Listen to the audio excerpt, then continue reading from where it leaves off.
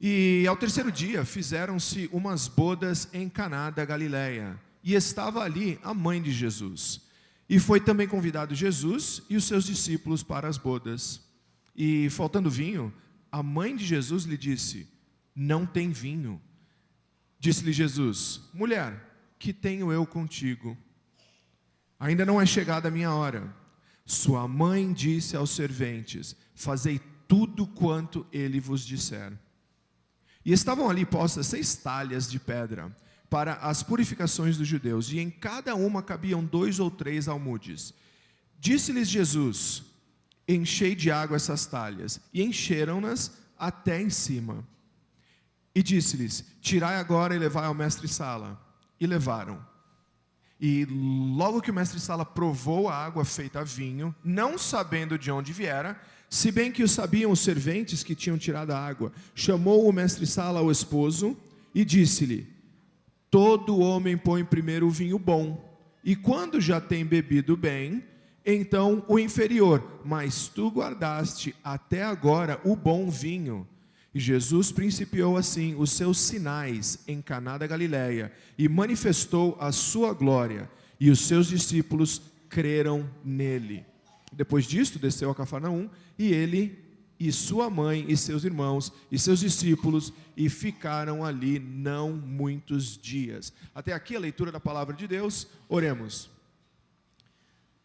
Senhor nosso Deus e nosso Pai, nós somos gratos a Ti, Senhor, por tantas bênçãos. Nós somos gratos pela Tua bondade em nossas vidas. Nós somos gratos pelo Teu Filho Jesus, que se fez carne, habitou entre nós, viveu perfeitamente, morreu em nosso lugar, Senhor. Nós somos gratos pela Tua palavra, que nos é dada mais uma vez essa noite. Nós somos gratos pelo Teu Santo Espírito, que aplica esta palavra aos nossos corações. Senhor, eu oro pelos corações de todos aqui presentes, e peço que esta palavra encontre solo fértil nesses corações, e que venha dar fruto, Senhor, abundante, para a honra e glória do Seu nome. E eu oro e agradeço no nome poderoso de Jesus Cristo, nosso Salvador. Amém. Amém. Diz uma história que essa menina, uma menina pequena, de mais ou menos 4, 5 aninhos, ficou doente. E ela ficou doente exatamente no dia de Natal, e foi ao hospital, e acabaram a internando, e ela ficou lá o dia todo. E no hospital, dia de Natal, ela ouviu que algumas pessoas cantavam aqueles corinhos de Natal que nós cantamos. Chega dezembro, a gente começa a cantar aqueles corinhos de Natal o tempo todo, e muita gente tem lembranças gostosas da infância até desses corinhos. E essa menina ouviu, e alguém ministrava a mensagem do Evangelho, e compartilhava a mensagem do Evangelho enquanto cantavam, e ela então ouviu que Jesus Cristo havia vindo ao mundo. Ele tinha vindo ao mundo para salvar o que se havia perdido, para salvar o mundo perdido. Aquela menina, com aquela fé infantil, aquela fé de criança, ela entregou a sua vida para Jesus. Ela creu em Jesus pela primeira vez na sua longa vida de 4, 5 aninhos, e ela de fato creu em Jesus. E ela passou o dia ali, e passando algumas horas, ela conversou com uma enfermeira, e a enfermeira, séria, trabalhando, ela falou para a enfermeira sobre o que havia acontecido, e ela contou sobre o corinho que ela tinha ouvido, sobre a mensagem que ela tinha ouvido, sobre Jesus ter vindo ao mundo para salvar o mundo perdido, para salvar aquilo que se havia perdido. E ela falou: você não acha que é maravilhoso que Jesus Cristo veio ao mundo para nos salvar, para nos levar ao céu?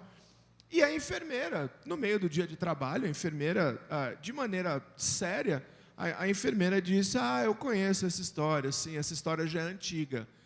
E a menina, espantada, virou para ela, para a enfermeira, e falou: mas, a senhora conhece ele também? Não parece. Aí a enfermeira ficou curiosa. E a enfermeira falou: como assim não parece? O que eu tenho que parecer se eu conheço a Jesus? Né? O que você quer dizer com isso? E a menina, com aquela sinceridade infantil, peculiar às crianças, a menininha vira e fala assim: não, eu pensei que quando a gente entende que Jesus Cristo veio e nos salvou e vai nos levar para o céu com Ele, nós estivéssemos felizes o tempo inteiro. A salvação de Jesus nos traz alegria. A Bíblia fala sobre a salvação vindo sempre com alegria. Há um pastor que nos diz que, às vezes, ele pensa que não entendemos de fato a mensagem do Evangelho, porque se entendêssemos tão grande salvação, estaríamos festejando nas ruas, pulando e nos abraçando e chorando de emoção pelo que Deus tem feito por nós. Muitas vezes eu fico me perguntando quantas vezes nós, através do nosso comportamento, do nosso dia a dia, de tantos afazeres, de tantas preocupações, tantas distrações, quantas vezes nós não comunicamos ao mundo que nós temos uma vida sem alegria? Quantas vezes comunicamos ao mundo que temos uma vida com aquele Deus que diz na sua palavra que na sua mão direita, na sua direita, a abundância, plenitude de alegria. O mundo vê isso na sua vida, que você tem um Deus que te traz alegria todos os dias, e ainda que o lamento dure uma noite, a alegria vem pela manhã. Quantos de nós experimentam, de fato, o fato de que Jesus veio para que nós tivéssemos vida e vida em abundância? Lembra o que Jesus falou, falando sobre o inimigo, em João 10:10, que ele diz que o inimigo veio somente para roubar, matar e destruir. E aí ele diz assim: eu vim para que tenham vida e a tenham em abundância. Muitas vezes falamos que acreditamos em vida após a morte e nos esquecemos que acreditamos também em vida antes da morte. Amém? Vivemos antes da morte, vivemos bem, não importam as circunstâncias, porque não vivemos como aqueles que não têm esperança. Não importa o que aconteça, nós temos a esperança da salvação, e a vida daquele mundo que está por vir, ela invade, a vida da eternidade invade o nosso tempo presente, e a nossa alegria, o nosso regozijo começa antes da nossa glorificação, quando um dia, de fato, estaremos livres até da presença do pecado. Isto é uma realidade na vida do crente, e por isso nos alegramos em Cristo Jesus. Jesus Cristo Ele quer que a nossa alegria seja completa nele. Ele quer que a alegria dele esteja em nós e que esta alegria seja completa. É o que nos diz o Evangelho de João, capítulo 15, versículo 11. Diz assim: tenho-vos dito essas coisas para que o meu gozo esteja em vós e o vosso gozo seja completo. Irmãos, se nós temos dificuldade em encontrar, em experimentar a alegria ou a plenitude da alegria que se encontra em Cristo, talvez a meditação no texto desta noite seja algo proveitoso para as nossas almas. Então, eu gostaria de pedir que você examinasse a sua vida. Enquanto você escuta, examine a sua vida, examine a sua alegria, o seu regozijo no Senhor. E eu queria lhe encorajar a lutar pela sua alegria em Cristo Jesus, porque vale a pena. Ela não é somente necessária, ela é essencial. O que Deus faz por nós causa-nos o regozijo nele, hoje e por toda a eternidade. Amém? O que acontece nessa festa é que eles foram convidados a uma festa, estão envolvidos. Nós vamos falar um pouquinho mais em detalhes sobre o que está acontecendo, mas a história ela é relativamente clara. Nós vamos achar um significado desse milagre, desse sinal que ele faz, mas a história é clara. Eles estão nesta festa e acaba o vinho, a mãe de Jesus traz o problema para ele, e Jesus Cristo não tem uma atitude de falar: olha, eles já beberam bastante, agora chega, deixa que eles tomam água. Eles que tomem água agora, porque já beberam bastante, quem mandou acabar com o vinho? Não, Jesus Cristo transforma toda aquela água em vinho. São mais ou menos 600 litros, em torno de 600 litros. Alguns comentaristas falam que talvez até um pouquinho mais de 600 litros de vinho. As festas não eram necessariamente como as festas de hoje, duravam um pouquinho mais, às vezes até 7 dias. O casamento tinha 3 estágios diferentes. A gente vai falar sobre tudo isso, e isso nos vai dar a importância do vinho na festa do judeu, nas bodas, no casamento do judeu. Num casamento judeu, a importância cultural, social, era tremenda, e o fato de ter acabado o vinho poderia causar uma vergonha, e não só uma vergonha para esse casal, mas até uma ação legal dos pais da noiva contra a família do noivo, porque era parte do presente deles para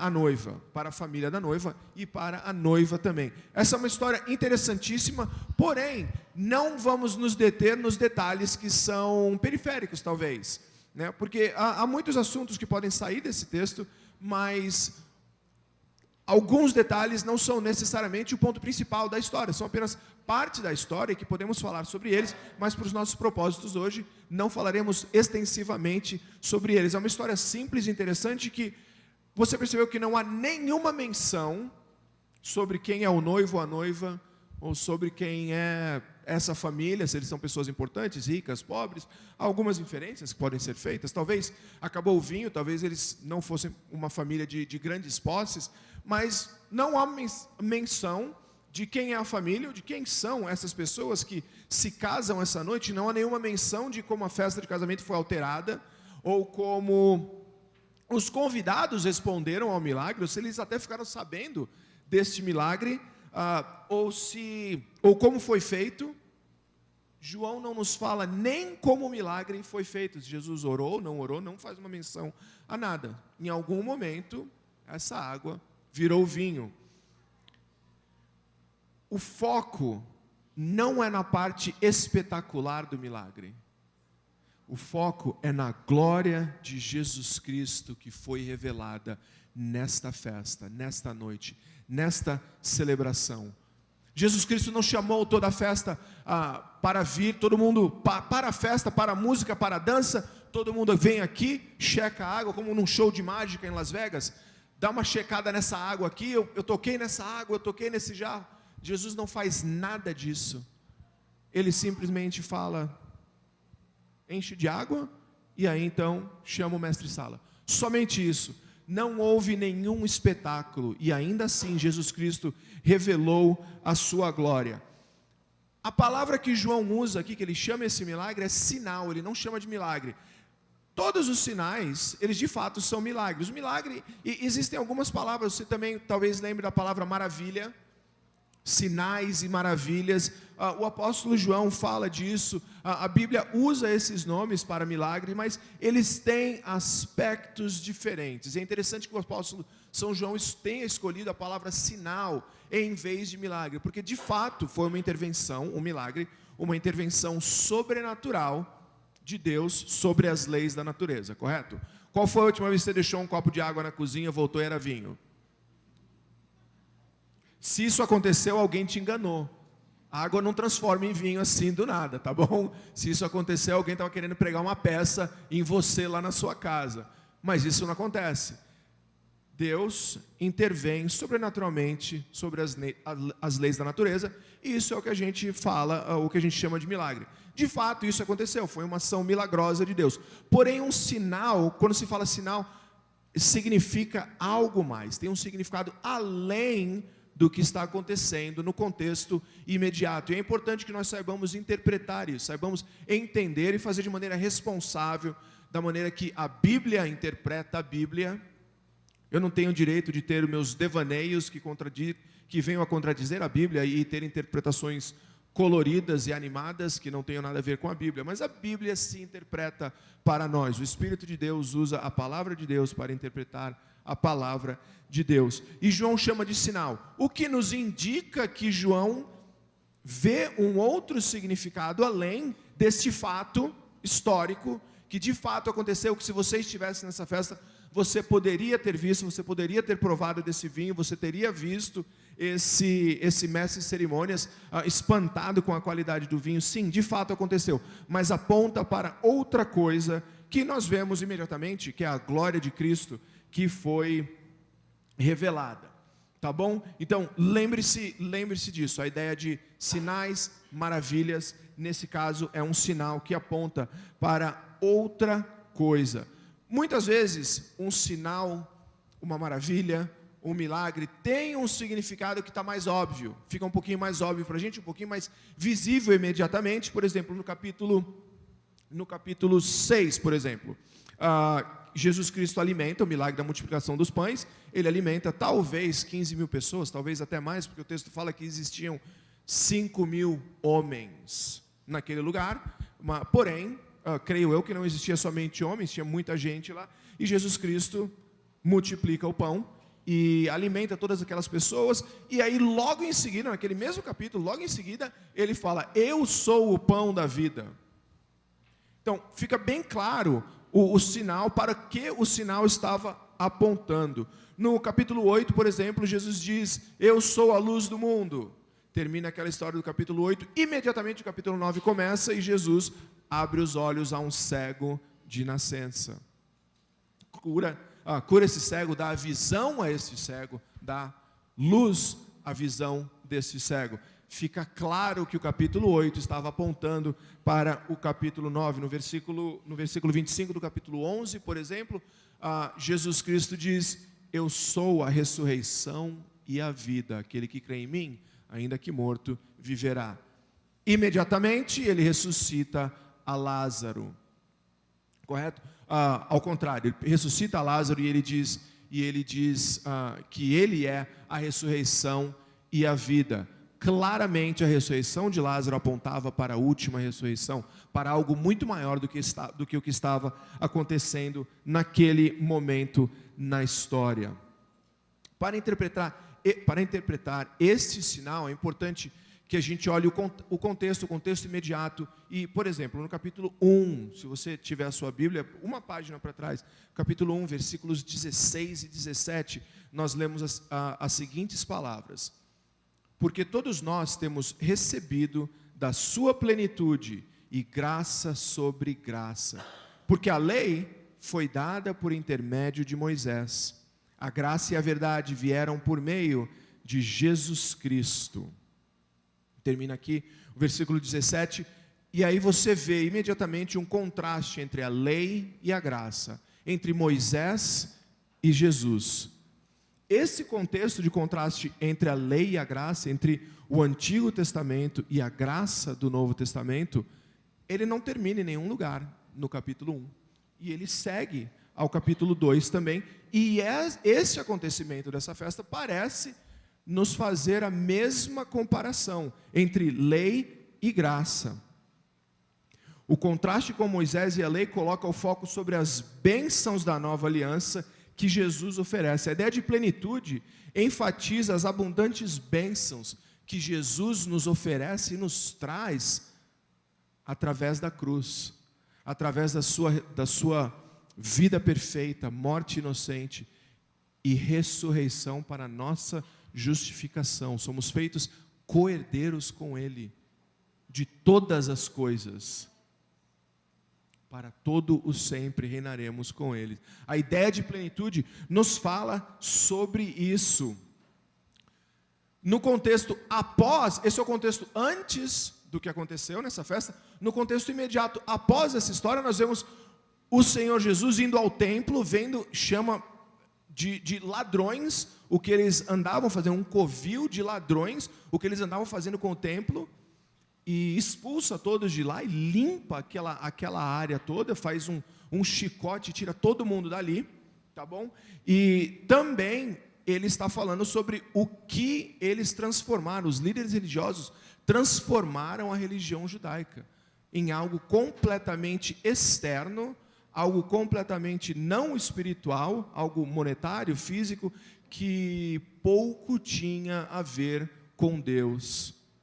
Pouco tinha a ver com Deus. Jesus Cristo se revolta contra aquilo e o nosso Senhor demonstra algo assustador, o que Ele faz com aquelas pessoas que tratavam a palavra de Deus, tratavam a Deus como um meio de comércio, um meio de ganhar dinheiro, explorando o povo de Deus.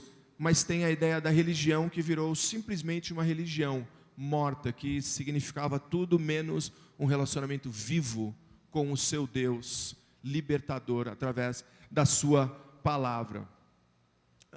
E isso se encontra nos versículos 13 a 22 do capítulo 2, logo em seguida do nosso texto, tá? 13 a 22, os 10 próximos versículos. No capítulo 3, por exemplo, falamos do capítulo 1, capítulo 2 está acontecendo agora, em seguida temos Jesus Cristo no templo. No capítulo 3, Jesus Cristo ensina um líder religioso, Nicodemos, e Nicodemos tinha a lei sob controle. Nicodemos era um mestre da lei e de reputação fantástica, era o professor de Israel, e Jesus Cristo fala, você tem tudo isso, só falta uma coisa, falta nascer de novo.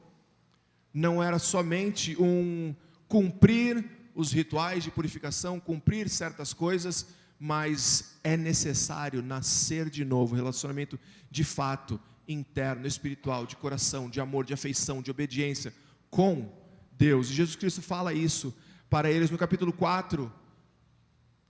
Algo épico acontece, onde Jesus se encontra com essa mulher no poço, samaritana, que nem os povos nem se falavam, o povo judeu e o povo samaritano, eles nem se falavam, de tanta animosidade que existia entre eles. Homens não dirigiam a palavra a mulheres, e Jesus Cristo com carinho, com respeito, conversa com essa mulher, e causa espanto até a ela, e ele revela para ela que a adoração não depende de lugar, mas depende de adorar em espírito e em verdade, não ritual, mas coração, um coração contrito, um coração que ama a Deus, que é a essência de toda a lei, de acordo com Jesus, e é o primeiro mandamento, que é ame o Senhor teu Deus. A primeira palavra da lei é ame.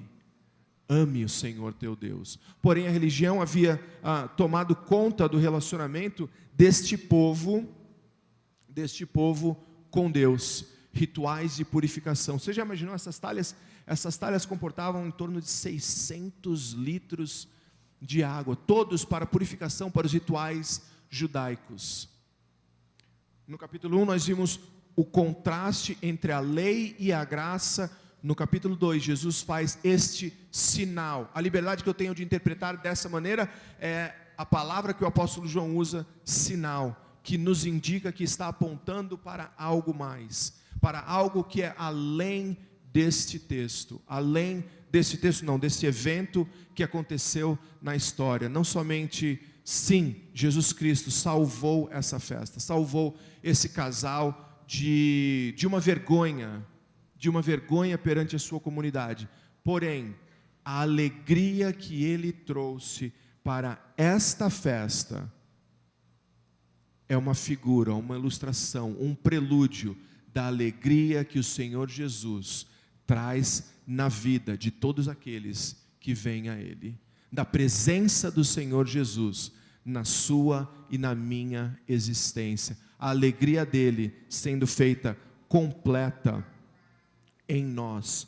O significado desse milagre é o primeiro sinal milagroso de Jesus, e ele nos leva, e aconteceu isso lá, ele nos leva a meditar na glória dele e nos faz crer nele. O crer não é uma coisa que acontece quando não conhecíamos a Jesus e um dia escutamos o Evangelho e de fato somos transformados e aí cremos nele há 27 anos e nada muda depois disso. O crer em Jesus é algo que quanto mais vemos a sua glória, mais cremos, mais renovamos a nossa fé, mais fortalecemos a nossa fé, ou somos fortalecidos em nossa fé pelo vislumbrar da sua glória. O que aconteceu aqui foi que os seus discípulos viram este sinal e creram. Eles eram pagãos antes disso? Não, eles já eram discípulos de Jesus.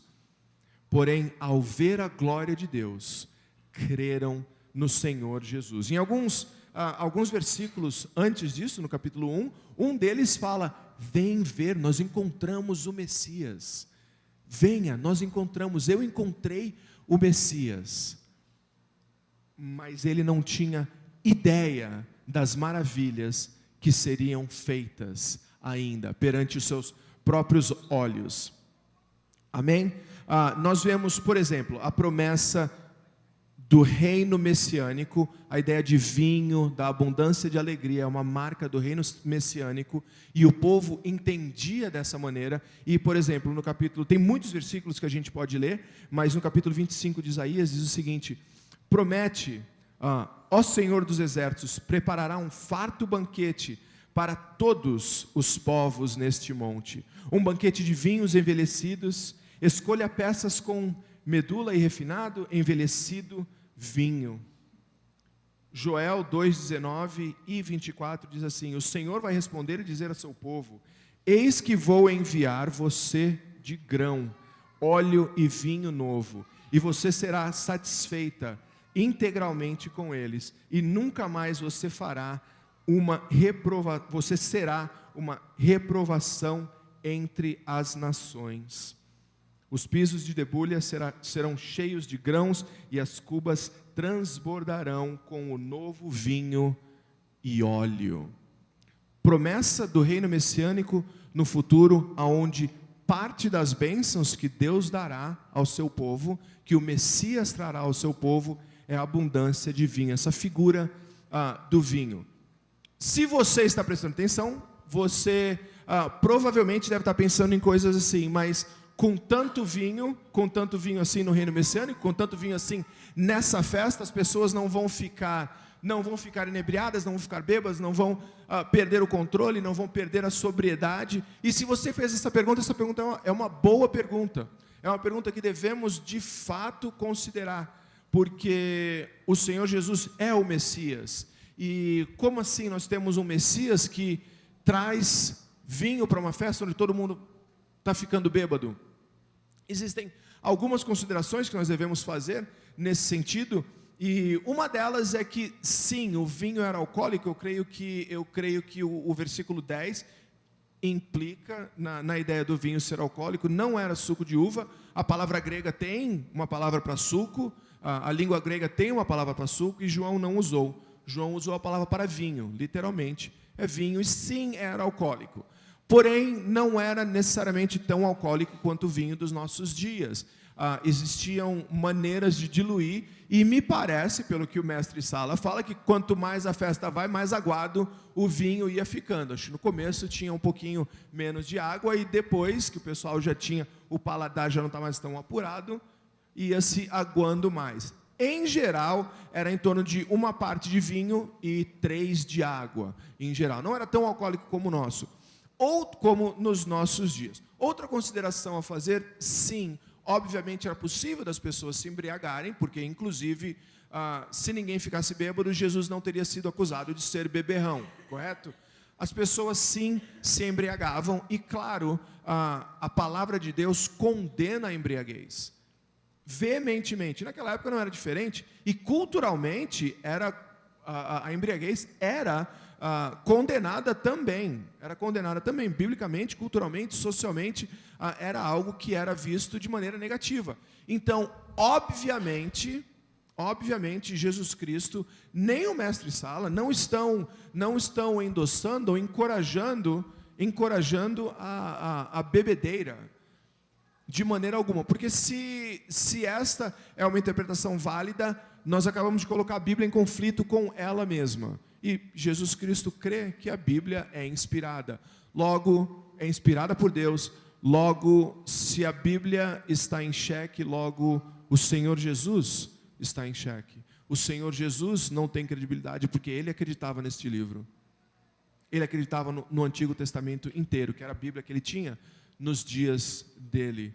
Então, obviamente, Jesus Cristo não está encorajando a bebedeira, porém, Ele traz a alegria a essa festa, e salva esse casal, e continua a alegria nessa celebração. Nós temos que ver pelo menos 3 coisas aqui. Nós vimos que esse milagre nos leva a ver a glória de Cristo, que foi revelada, como o apóstolo João nos fala, revelada na deleitosa salvação que Ele nos traz, com o propósito de que nós creiamos em Cristo.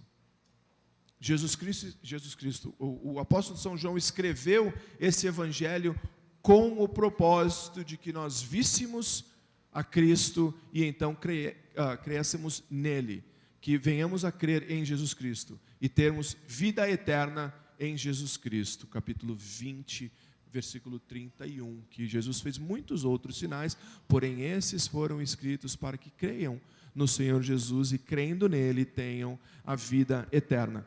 Aqui nós vemos a primeira vez, o primeiro sinal onde o resultado foi que os primeiros 5 discípulos creram nele, de maneira maior do que criam antes deste milagre. Nós veremos o texto, nós veremos 3 coisas: o cenário, o sinal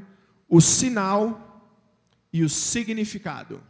O cenário, o sinal e o significado. Eu tenho certeza que tem alguém pensando, cenário não escreve com S.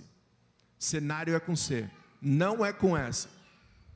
Se você é uma dessas pessoas, o toque já tomou conta da sua vida e isso está de fato te incomodando, o cenário pode ser substituído por situação, tá bom? Que aí você não precisa ficar bravo comigo. Eu sei que escreve cenário é com C, mas eu gosto mais da palavra cenário.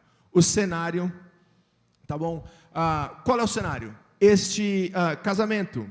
O cenário é o casamento, versículos 1 e 2. E ao terceiro dia provavelmente quando ele teve aquela conversa com Natanael no finalzinho do capítulo 1. Ao terceiro dia fizeram-se umas bodas em Caná da Galileia. E estava ali a mãe de Jesus. E foi também convidado Jesus e os seus discípulos para as bodas. Este então é o cenário. O sinal vai ser visto no versículo 3 ao 10. Tá bom? O cenário, ele é visto do aspecto do casamento, que tem 3 etapas. Lembra quando José tinha desposado a Maria, eles já estavam na primeira etapa do casamento. E essa etapa era uma etapa que, para sair desse casamento, tinha todas as obrigações de um casamento. Para terminar esse relacionamento, eles tinham que se divorciar de fato. E foi o que José pensou em fazer quando Maria apareceu grávida. E aí a gente conhece a história. Houve uma intervenção divina, né? Mas o noivado não era como hoje, que se termina o noivado sem problema nenhum. Não quero mais, acabou, e tira a aliança e pronto. Era algo que tinha implicações, inclusive legais.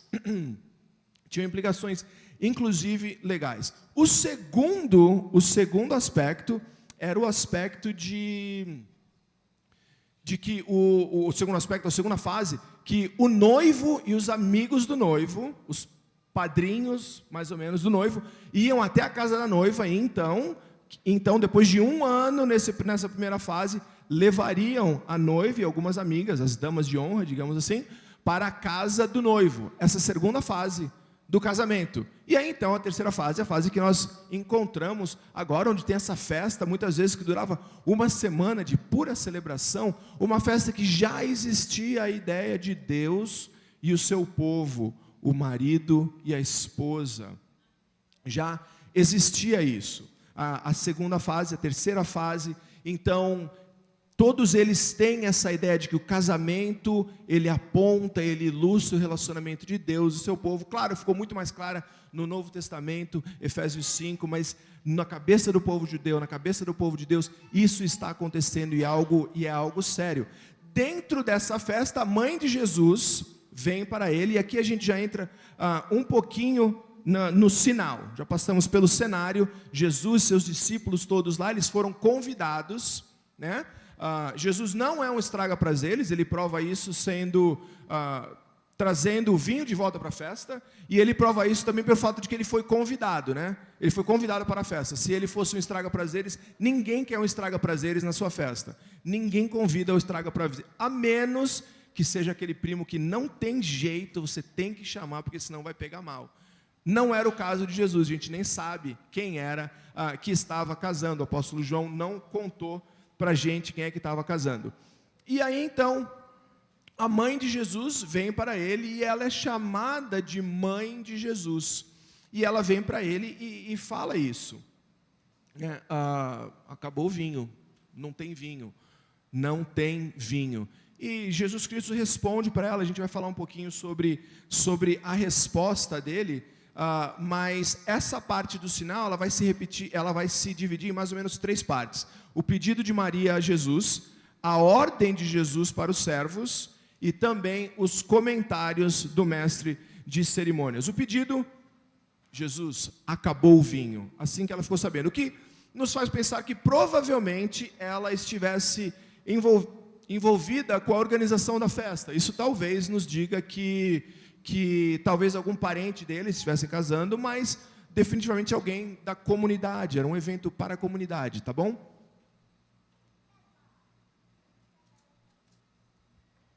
E ela fala isso para ele. O pedido de Maria a Jesus é algo como assim: dá para você corrigir o que está acontecendo aqui? Dá para você consertar esse problema? Porque é um problema sério para essa família e para a nossa comunidade. É provável que ela esteja sugerindo a Jesus que ele faça algo de maneira sobrenatural, um milagre. Lembre-se que Maria sabe muito bem como ela engravidou. Maria lembra da profecia que foi feita sobre Jesus pelo sacerdote, que falou, marido da prima dela, que ainda falou: agora eu posso morrer, porque eu vi a tua salvação, segurando Jesus no seu próprio colo. Maria lembra de quando ela encontrou Elizabeth, sua prima, grávida de João Batista. O bebê pulou na barriga da prima dela, e ela falou da alegria do Senhor dela estar ali. O próprio cântico de Maria indica a alegria dela no seu Salvador. E é possível que Maria estivesse falando sobre Jesus fazer de fato um milagre. E algumas pessoas dizem: não, talvez Jesus fosse uma pessoa muito inteligente. Obviamente Maria estivesse falando, Jesus, dá um jeito aí, você tem uns amigos aí, né? Essa interpretação, ela de fato, ela não pode ser sustentada pelo texto em geral, por todo esse capítulo. Até porque Jesus Cristo não entendeu dessa maneira, porque ele falou: ainda não é hora de eu me revelar a todo mundo como o Messias. Tá? E a primeira coisa que o pessoal pensa quando vê isso, que Jesus fala: mulher, que tenho eu contigo. Talvez você já tenha escutado isso, mas eu acho importante falar sobre isso. Esse termo mulher é um termo na verdade, um termo de respeito. É um termo que, inclusive, pode ser demonstrado em afeição. É o termo que Jesus usou quando ele estava na cruz, prestes a morrer. E ele falou com Maria: aí está o teu filho. O apóstolo João estava lá, e ele falou: mulher, aí está o teu filho. É o mesmo termo, a mesma palavra, é um termo de respeito. Hoje em dia, se você fala mulher, talvez alguém falou: e se a gente falar com a sua mãe, rapaz? Porém, não é o caso aqui. Então, é importante que a gente leia o texto de acordo com os costumes da sua época, com o contexto deles, e não com o nosso. Porém, não era uma maneira costumeira, uma maneira comum de um filho falar com a sua mãe. Não era a maneira mais comum de um filho judeu falar com a mãe, o que provavelmente nos indica que neste momento há uma transição entre o relacionamento que Jesus, homem, tinha com a sua mãe. Jesus não estava mais sob a autoridade da sua mãe. Maria não tinha o poder de ditar como Jesus levaria a cabo o seu ministério público. Maria não era dona ou diretora ou comandante ou chefe do ministério de Jesus Cristo. E Jesus Cristo faz isso bem claro nesta passagem, de que Ele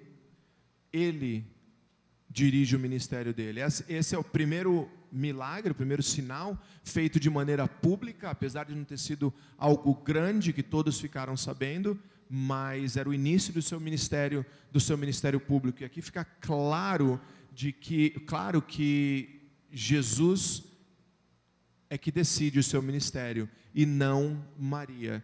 E isso é bom que nós entendamos, inclusive nos dias de hoje, porque temos diferenças, concordamos e discordamos em muitas coisas, porém a palavra de Deus, que deve ser a nossa regra de fé e prática, a palavra de Deus nesse capítulo, somente nesse capítulo, não é necessário nem olhar outros capítulos. Aqui nós vemos que Jesus Cristo é dono do seu ministério e não está sob a autoridade de Maria. A próxima frase, o que tenho eu contigo, é uma frase que indica distância, põe uma distância entre duas pessoas no que diz respeito a um assunto. Os demônios algumas vezes usaram essa frase com Jesus: o que tenho eu contigo, filho de Deus? O que tenho eu contigo, filho de Deus? Um exegeta, talvez um dos mais profundos comentaristas do Novo Testamento, ele fala, é o D.A. Carson, ele fala que essa frase pode ser traduzida assim: o que temos a ver juntos neste assunto em questão. Nesse assunto em questão, qual é a nossa ligação quanto ao vinho ter acabado, quanto a eu ser o Messias? Existe uma distância e Jesus Cristo faz isso não somente aqui. Jesus Cristo honra a sua mãe e viveu uma vida que honrou a sua mãe, provavelmente, obviamente fez provisão para o futuro dela, porém, Jesus Cristo se relaciona com ela como filho, porém também como Senhor. Jesus Cristo, sendo homem e Deus, se relaciona com ela como filho, mas também como Senhor. Jesus estava indicando a Maria que havia agora um novo relacionamento entre eles. Como ele entrou para o ministério, quando ele entrou para o ministério público. Jesus Cristo fez isso não só nessa vez, mas houveram outras situações aonde Jesus mostrou essa distância durante o curso do seu ministério. Por exemplo, Mateus 12, versículos 46 a 50, diz assim: falava ainda Jesus ao povo, e eis que sua mãe e seus irmãos estavam do lado de fora, procurando falar com ele. E alguém lhe disse: tua mãe e teus irmãos estão lá fora e querem falar-te. Porém ele respondeu ao que lhe trouxera o aviso: quem é minha mãe? E quem são meus irmãos? E estendendo a mão para os discípulos, disse: eis minha mãe e meus irmãos. Versículo 50. Porque qualquer que fizer a vontade do meu Pai Celeste, este é meu irmão, irmã e mãe. Jesus Cristo, como Deus encarnado, Jesus Cristo fez uma diferença entre o relacionamento terreno dele com a sua mãe e o relacionamento espiritual dele como Deus, sendo o Senhor de toda a terra. Isso não é uma insensibilidade da parte dele, até porque nós vemos que Jesus cuidou da sua mãe até o final da morte, até o final da vida da sua mãe. E Jesus também, ele explica o seu comentário e ele fala: o que tenho eu contigo? Ele põe essa distância, mas ele fala: a minha hora ainda não chegou. A hora dele refere-se à glorificação dele, a ele ser glorificado de fato na sua morte e ressurreição, no seu ministério de cura, de transformação. E ele fala: não está chegada a hora, eu ainda não vou fazer isso agora. Não é o momento de revelar publicamente a sua identidade através da realização de um milagre. E Maria deve ter encontrado algum tipo de conforto. Ela não entendeu como diz respeito, porque ela diz: pessoal, faz exatamente tudo o que ele mandar, obedece a Jesus. O que não é um mau conselho para nenhum de nós. Tudo aquilo que o Senhor Jesus fala, obedeçam. Obedeça, faça tudo aquilo que o Senhor Jesus disser. A outra coisa é a ordem dele. Então, ela fala: obedeçam a ele. E aí então ele dá uma ordem. E Jesus fala: encha os jarros com água. Versículos 6 a 8. Diz assim, você pode acompanhar na sua Bíblia: e estavam ali postas 6 talhas de pedra para as purificações dos judeus, e em cada uma cabiam 2 ou 3 almudes. Disse-lhe Jesus: enchei de água essas talhas, e encheram-nas até em cima. E disse-lhes: tirai agora, e levai ao mestre-sala. E levaram. Nós já falamos que esses jarros de água, essas talhas de água, comportavam mais ou menos 600 litros. É muita purificação, gente. E só para falar desses rituais, essa purificação, tem um livro, existem alguns livros da literatura rabínica, judaica. Tem um deles que tem, falando somente de purificações, tem 30 capítulos. Tem literalmente, 1001, a gente fala brincando no Brasil, literalmente 1001 regras de purificações. A religião judaica havia se tornado algo morto, e Jesus Cristo veio para transformar a água morta da religião no vinho novo da sua presença. O vinho novo representa o reino messiânico e o poder de transformação da religião morta que não conhece a Deus, que vive escrava de rituais, para um relacionamento vivo e abundante de alegria, de salvação com o Senhor Jesus. Amém? Marcos 7, versículos 6 a 8, também fala dos corações. Os rituais estavam perto de Deus, eles faziam todos os rituais, mas os corações não estavam com Deus, os corações não conheciam a Deus, estavam distantes de Deus. Jesus Cristo chega a falar coisas como: vocês me honram com seus lábios, mas seus corações estão longe de mim. Quantas vezes nós, às vezes crente velho, já conhece, já tem uma vida com Jesus há anos, e nos encontramos, às vezes por meses, apenas frequentando a igreja um dia ou outro, aquela leitura morna, eu entendo muito bem, eu não entendo muito bem também, e somente vivendo uma vida sem a mínima abundância de alegria em Cristo, vivendo uma religião cristã, um cristianismo nominal, que não se deleita em Cristo, que não vive com Cristo, que não ora, que não experimenta a sua presença, que não ama ao próximo. Quantas vezes nós nos encontramos nesta situação? As observações do mestre de cerimônias agora. Ao provar o vinho que havia virado água, o vinho que havia sido transformado da água, e é interessante que o apóstolo João fala que as talhas foram cheias até em cima. A objeção de que alguém jogou vinho por cima cai por terra, porque as talhas foram cheias de água até em cima. E aí então o mestre de cerimônias prova este vinho e ele fica surpreso com a qualidade deste vinho. A transformação de vida sob o reino messiânico, a transformação de vida não é parcial, a transformação de vida não é algo pela metade, não é algo que Jesus dá e tira, mas a palavra de Deus fala que aquele que está em Cristo, nova criatura é.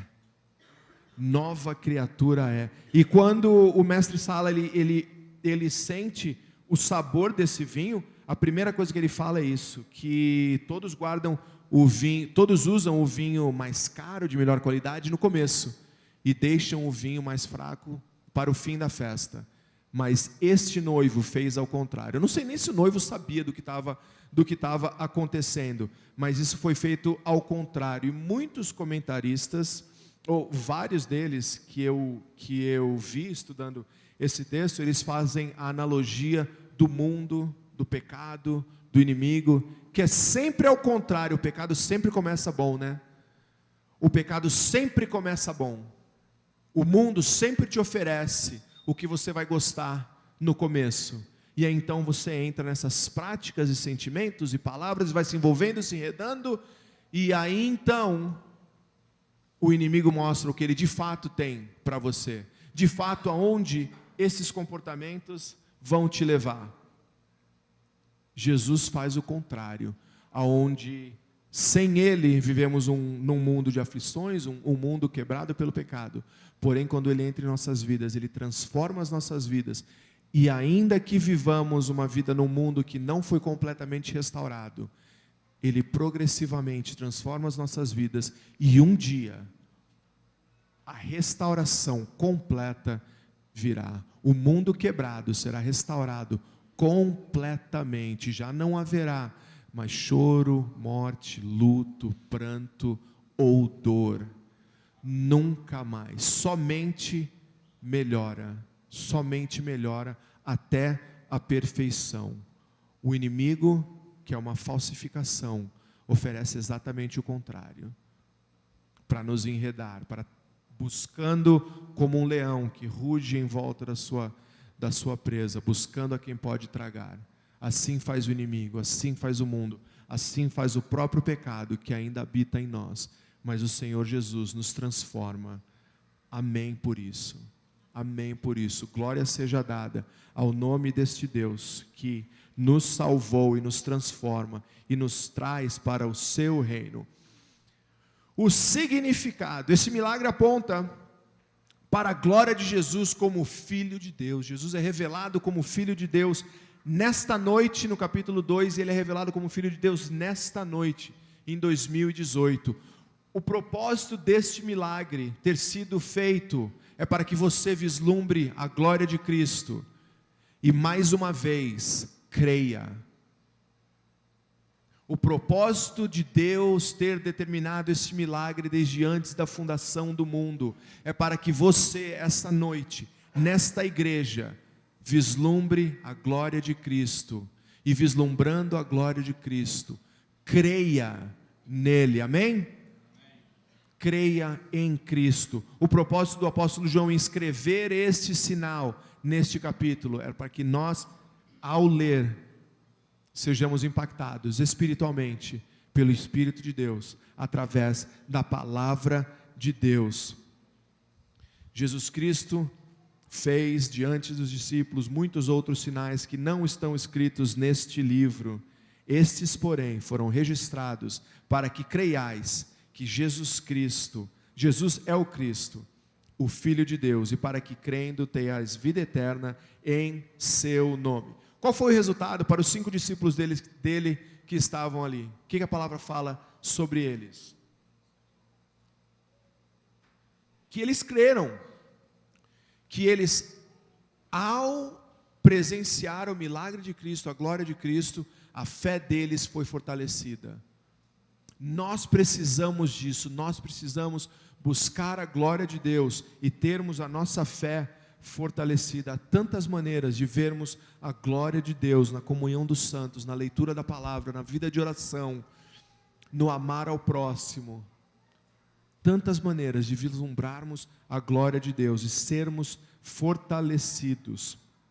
O vinho é um símbolo de alegria, especialmente da alegria no reino messiânico, que já chegou.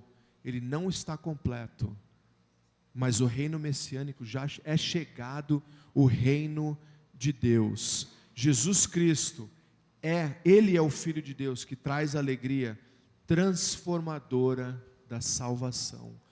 Lembre-se, aquele que está em Cristo, nova criatura é. Este milagre, em particular, significa que há um poder transformador em Jesus Cristo. Ele transforma aquela água da religião morta, da escravidão a rituais, em um relacionamento vivo, na salvação com Jesus Cristo, hoje e sempre.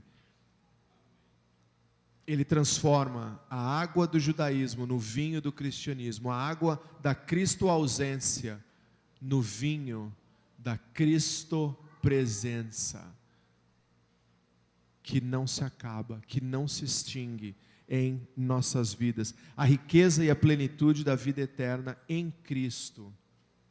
A lei, que só nos trazia obrigações e escravidão, é transformada em louvor e adoração, em deleite nos nossos corações, em prazer em estarmos na presença de Deus, na liberdade de podermos obedecer a Deus em todos os dias das nossas vidas.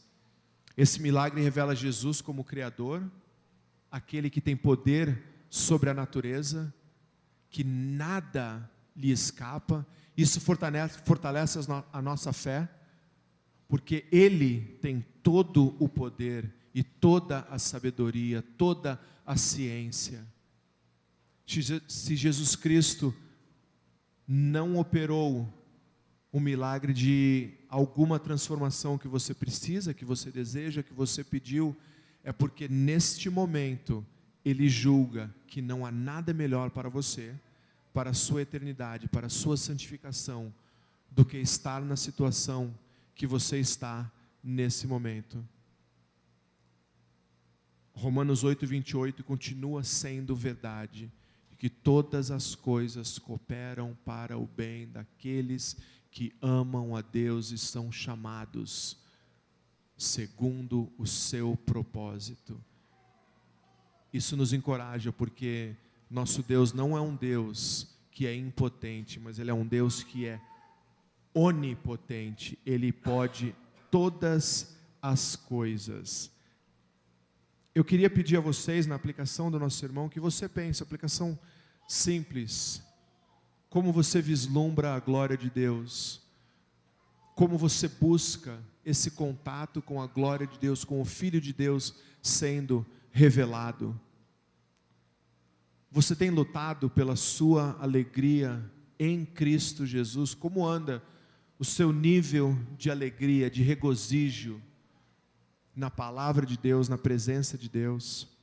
Talvez algum de vocês aqui sejam pessoas que nunca ouviram o Evangelho, que nunca creram no Evangelho, que de fato está cansado de seguir regras e muitas vezes ver aqueles que não seguem regra nenhuma, que não obedecem nada e prosperam. Eu certamente já estive nessa situação. Talvez você esteja preso na água da lei e não experimente a alegria. Eu quero lhe fazer um convite essa noite. Jesus é poderoso, vem para Ele.